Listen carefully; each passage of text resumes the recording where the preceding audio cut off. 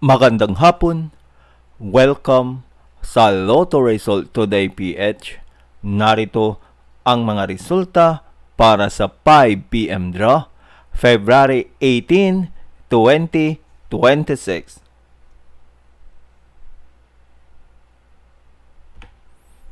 Para sa resulta ng 2D Lotto, 15 at 22.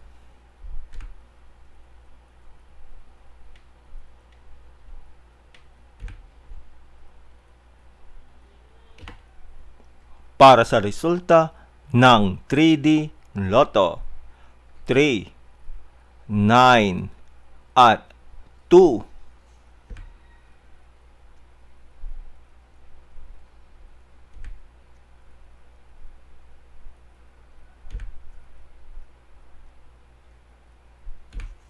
At yan ang mga resulta ngayong 5 PM draw.